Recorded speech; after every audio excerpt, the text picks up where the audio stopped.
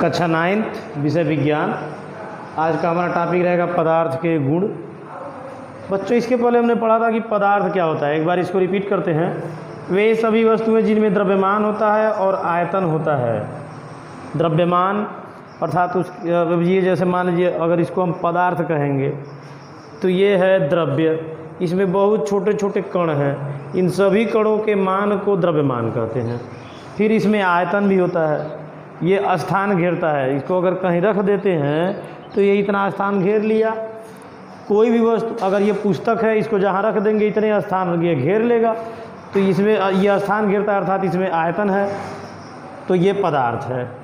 जैसे पत्थर, बादल, तारे, हवा, पानी, ये सभी क्या है? पदार्थ हैं। पदार्थ वो होते हैं जो स्थान घेरते हैं, जिनमें द्रव्यमान और आयतन होता है। आज हम पढ़ेंगे पदार्थ के गुण। कौन कौन से गुण होने चाहिए इसमें? पहला, पदार्थ के कणों के बीच रिक्त स्थान होता है। पदार्थ के कणों के बीच रिक्त स्थान मतलब खाली स्थान होता है। अब जैसे देखिए, ये जितने ये पदार्थ है, अगर इसी को उदाहरण में लेते हैं, इसके कण हैं, जो छोटे छोटे कण हैं, बहुत सूक्ष्म सूक्ष्म कण हैं। जितने भी पदार्थ हैं सब कणों से बने हैं। इनके बीच में स्थान होता है। अब जैसे ये पदार्थ है, इसके बीच में ये छोटे छोटे कण हैं। इन कणों के बीच में स्थान होता है। ये पहला गुण है पदार्थ का।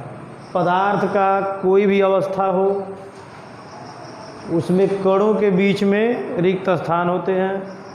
ये हमेशा याद रखने वाली चीज़ है। फिर दूसरा है, पदार्थ के कण सदैव गतिशील होते हैं। अब ये जो छोटे छोटे कण हैं जिनके बीच में स्थान है, ये कण क्या होते हैं? हमेशा गतिशील रहते हैं। अब हमेशा गतिशील का मतलब ये अपने मध्यमान स्थिति के इधर उधर हमेशा गति करते रहते हैं। अब ये गति क्या है? अतः पदार्थ के कणों में गतिज ऊर्जा होती है। अब ये गति करते हैं तो गति करने से जो इसमें ऊर्जा उत्पन्न होती है, इसी को गतिज ऊर्जा कहते हैं। तो कोई भी पदार्थ हो, उसमें जितने भी कण हैं सब गतिशील हैं और इन कणों में गतिज ऊर्जा पाई जाती है। फिर तीसरा गुण है, पदार्थ का ताप बढ़ाने पर उसके कणों की गतिज ऊर्जा बढ़ जाती है। अगर इसको आप ताप बढ़ाइए, इसको गर्म कीजिए, गर्म करने पर ये जो कण गतिशील हैं इनकी गति और बढ़ जाती है। चूँकि ये ऊष्मा मिल रहा है, ऊष्मा क्या करता है? गति को बढ़ा देता है, कणों की गति को बढ़ा देता है। तो ये गति और क्या हो जाती है? बढ़ जाती है। और अगर ताप इसका कम कर दिया जाए, मान लीजिए सामान्य ताप पर ये गतिशील है, ये कम कर दिया जाए तो ये क्या हो जाते हैं? गतिज ऊर्जा इनकी कम हो जाती है। अब उदाहरण के तौर पे ले लीजिए जल। थोड़ा एक एग्जाम्पल समझते हैं। जल, वाटर। वाटर वाले सिचुएशन में देखिए, अभी हम जब अवस्था पढ़ेंगे तो उसमें भी इसको समझाएंगे, लेकिन फिलहाल अभी ये हमको ये जानना है गणों की गति। जल अपने सामान्य ताप और दाब पर ये द्रव अवस्था में रहता है। जल जो है सामान्य ताप और सामान्य दाब पर द्रव अवस्था में रहता है। अब ये द्रव के कण गतिशील हैं। आप किसी बर्तन में डालेंगे आसानी से चला जाएगा, कण में गति है। अब इस जल को आप ऊष्मा दीजिए, खूब गर्म कीजिए, तो ये किस में बदल जाता है? वाष्प में। आप देखेंगे कि वाष्प जो भाप होता है उसकी ऊष्मा ज़्यादा होती है, गर्म होता है, और इसमें कण बहुत ज़्यादा गतिशील हो जाते हैं। जल में कम गतिशील है, वाष्प में गतिशील। अब इतने गतिशील हो जाते हैं कि ये कण क्या होते हैं? उड़ते रहते हैं। आप जानते हैं कि वाष्प के कण उड़ते रहते हैं। वो उड़ते क्यों हैं? क्योंकि उनकी गतिज ऊर्जा बहुत ज़्यादा होती है। और अगर इस वाष्प का ऊष्मा खींच लिया जाए, जो ऊष्मा उसमें दिया गया है गर्म करने के लिए, उसको निकाल दिया जाए, तो ऊष्मा निकलते ही या खींचते ही वाष्प फिर किस में आ जाता है? जल, द्रव अवस्था में, और गतिज ऊर्जा घट जाती है। अब जल में उतनी ज़्यादा गति नहीं होती है। अब जल को आप और ठंडा कीजिए, आप जल को फ्रिज में डाल दीजिए। फ्रिज में आप डालेंगे तो ये बन जाएगा बर्फ़। बर्फ़ हो जाता है ठोस अवस्था। अब जब ये ठोस अवस्था में आ जाएगा तो इसके कण बहुत ज़्यादा पास पास आ जाते हैं और गतिज ऊर्जा और घट जाती है। और ये बर्फ़ के किसी टुकड़े को हिलाइए, उसके अंदर के कण नहीं हिलेंगे, क्योंकि उसमें गतिज ऊर्जा बहुत ही कम है। तो ये गतिज ऊर्जा ऊष्मा पर डिपेंड करती है। ऊष्मा बहुत ज़्यादा हो जाएगा तो गतिज ऊर्जा बढ़ जाएगी, ऊष्मा कम हो जाएगा तो गतिज ऊर्जा घट जाएगी। ये पदार्थ के कणों के गुण होते हैं। अब इसी क्रम में आगे पढ़ते हैं। अगला लक्षण, पदार्थ के कण एक दूसरे को आकर्षित करते हैं। ये पदार्थ है, इसके जितने भी कण हैं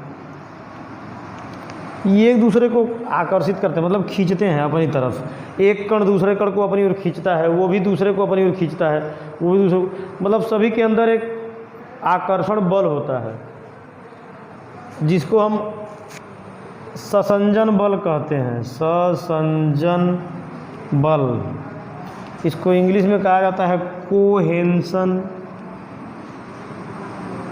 कोहेंशन फोर्स। ये कोहेंशन फोर्स क्या करता है? अट्रैक्ट करता है वन मॉलिक्यूल को अनदर मॉलिक्यूल से, तो ये अट्रैक्शन होता है ससंजन बल। तो ये हो गए 4 गुण, पदार्थ के 4 गुण। इसके बाद है विसरण। अब हम पढ़ेंगे विसरण। विसरण, डिफ्यूजन।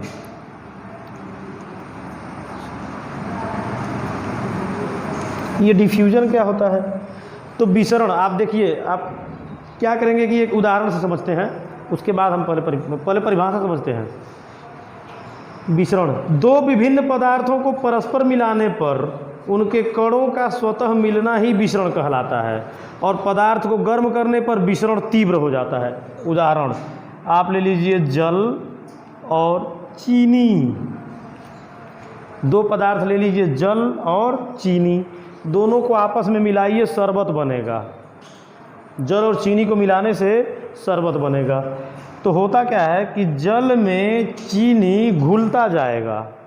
तो जब चीनी के कण जल में घुल रहे हैं तो इसी क्रिया को विसरण कहते हैं। एक बार फिर से सुनिए, जब 2 पदार्थों को, 2 भिन्न भिन्न पदार्थ, जल भी अलग पदार्थ हो गया, चीनी अलग, 2 भिन्न भिन्न पदार्थों को जब आपस में मिलाते हैं तो दोनों, एक पदार्थ दूसरे पदार्थ में घुलता है, इस क्रिया को विसरण कहते हैं। और जब इसकी ऊष्मा बढ़ाते हैं तो विसरण की क्रिया यानी घुलने की क्रिया बढ़ जाती है। अब क्या करेंगे, आप जल ले लीजिए, एक निश्चित आयतन ले लीजिए, 1 लीटर, मान लीजिए 1 लीटर जल है, इसमें हमने चीनी डाला आधा किलो, घोल दिया, घुल गया, और चीनी डाला, घुलता गया घुलता गया। इतना चीनी डाल दीजिए कि तब तक डालिए जब तक वो घुलता जाए। अब एक ऐसी स्थिति आ जाएगी कि जब जल और चीनी का मिश्रण ऐसा हो जाएगा कि आप और अधिक चीनी नहीं घोल सकते, और उस स्थिति को आप, जैसे मिठाइयाँ खाते होंगे तो मिठाई में आप रसगुल्ले खाए होंगे, गुलाब जामुन खाए होंगे, तो उसको डुबोए जाते हैं शीरे में, जिसको कहते हैं शीरा। शीरा ये संतृप्त अवस्था है जल और चीनी की। जब जल और चीनी का विलयन बनता है तो संतृप्त विलयन मतलब जब विलय और अधिक न घोला जा सके तो उस विलयन को संतृप्त विलयन कहते हैं। अर्थात ये शीरा जो है संतृप्त विलयन है। लेकिन अब करते क्या है, इसको चीनी को, तो जैसे मान लीजिए जितना तापमान है उसी पर जल में चीनी घोलते जा रहे हैं, घुलता जा रहा है। एक ऐसी अवस्था आ गई कि और चीनी नहीं घुला। अब क्या करेंगे, मिश्रण को गर्म कीजिए। क्या करेंगे, उष्मा देंगे। उष्मा देंगे तो अब आप और चीनी उसमें घोल सकते हैं। यह इसीलिए कहा कि विसरण की क्रिया उष्मा बढ़ाने पर बढ़ जाती है। अब इसके बाद पढ़ेंगे पदार्थ की अवस्थाएं। पदार्थ की अवस्थाएं, पदार्थ की 3 अवस्थाएं होती हैं, ठोस अवस्था, द्रव अवस्था और गैस अवस्था। ठोस अवस्था क्या है? वे सभी पदार्थ जिनका आयतन और आकार निश्चित होता है। अब ये पदार्थ है, इसका आकार निश्चित है, आप इसको दाब कर इसको दबाव डालकर इसका आकार नहीं बदल सकते। अगर आप आकार नहीं बदल पा रहे हैं तो यानी कि निश्चित आकार में है। अब जैसे ये दीवार है, इसको हम कितना भी दाबें मोड़ें इसका आकार नहीं बदल सकते, तो इसका निश्चित आकार है और आयतन भी निश्चित है। तो इसलिए ये क्या है, ठोस है। जैसे लोहा, लकड़ी, पत्थर, तो ठोस अवस्था कौन सी अवस्था होती है, जिसमें आयतन और आकार दोनों निश्चित हों, दोनों क्या हों, निश्चित हों। अब द्रव अवस्था क्या है, ध्यान दीजिए।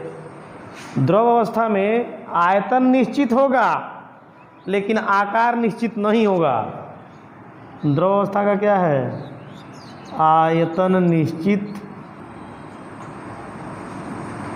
आकार अनिश्चित। द्रव अवस्था, जैसे मान लीजिए अभी मैंने एक उदाहरण लिया था जल का, तो जल एक ऐसी अवस्था है जिसमें जो कि द्रव अवस्था में है। तो द्रव अवस्था में कैसे है, आयतन निश्चित है। मान लीजिए आयतन, आपने 1 लीटर जल लिया तो निश्चित आयतन हो गया 1 लीटर, लेकिन आकार निश्चित नहीं है ना। उसको आप गिलास में डालेंगे जल को, तो जल क्या करेगा, गिलास का आकार ले लेगा। फिर उसको आप किसी बाल्टी में डालिए, बाल्टी का आकार ले लेगा। थाली में जल को जिस बर्तन में डालेंगे उसी बर्तन का आकार ले लेता है, अर्थात उसका आयतन निश्चित है लेकिन आकार निश्चित नहीं है। जिस आकार में आप चाहे ढाल सकते हैं। तो इस अवस्था को द्रव अवस्था कहते हैं। और अंत में आता है गैसीय अवस्था। गैस अवस्था क्या होती है, वो अवस्था जिसमें आयतन और आकार दोनों निश्चित न हो। आयतन और आकार दोनों अनिश्चित हों। अनिश्चित मतलब निश्चित नहीं हो। आयतन और आकार दोनों अनिश्चित हो गए तो ये गैस अवस्था हो गई। तो गैस अवस्था वे सभी पदार्थ जिनका न तो आयतन निश्चित होता है न ही आकार निश्चित होता है, गैस अवस्था कहलाता है। जैसे वायु, कार्बन डाइऑक्साइड, ऑक्सीजन, ये जो हवा हमारे बीच में है, हमारे और आपके बीच में जो हवा बह रही है, इसका न तो आयतन निश्चित है, मतलब ये कितना वॉल्यूम है इसका, और न ही आकार। आप इसको देख भी नहीं पा रहे हैं ना कि किस आकार का हवा है। तो आयतन और आकार दोनों निश्चित न होने से इसको कहते हैं गैसीय अवस्था। अब आज के लिए इतना ही। अगले क्लास में हम पढ़ेंगे इस अवस्थाओं का परिवर्तन, मतलब कोई भी पदार्थ ठोस से द्रव अवस्था में कैसे जाता है, या द्रव से गैस अवस्था में कैसे आता है, या गैस से द्रव, या गैस से, मतलब ये तीनों आपस में कैसे रोटेट होते हैं, ये अगले क्लास में पढ़ेंगे।